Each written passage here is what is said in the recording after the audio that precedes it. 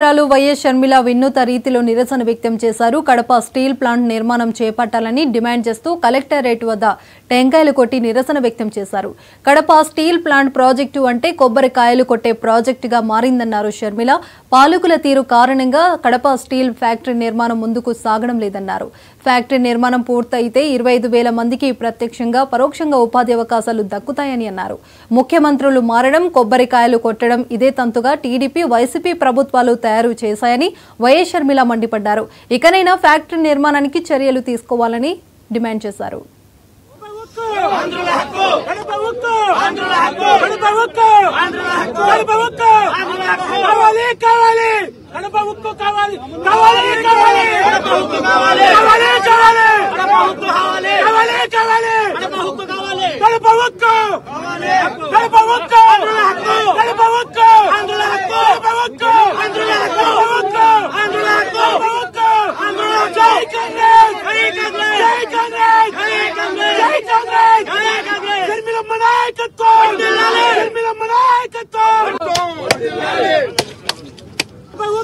Kadapa steel factory ఏమైంది అని గుర్తు చేసే ప్రయత్నం చేస్తున్నాం.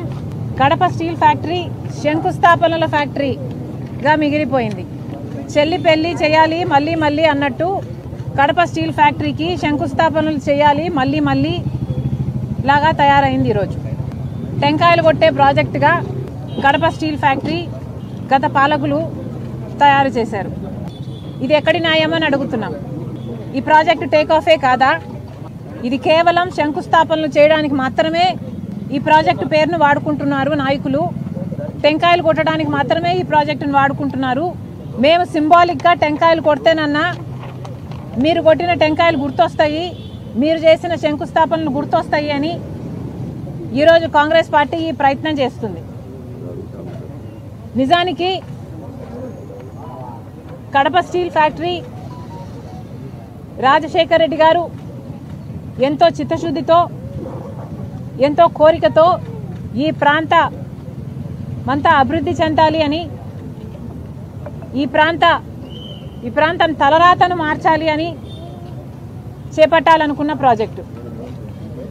కడప స్టీల్ ఫ్యాక్టరీ వస్తే ఈ ప్రాంతం అంతా సస్యశ్యామలం అవుతుందని, ఇక్కడ కడప బిడ్డల జాతకాలు మారిపోతాయి అని, ఎంతో మందికి మేలు జరుగుతుంది అని రాజశేఖర్ రెడ్డి గారు కడప స్టీల్ ఫ్యాక్టరీ రావాలి అని ఉద్దేశించారు. ప్రజలని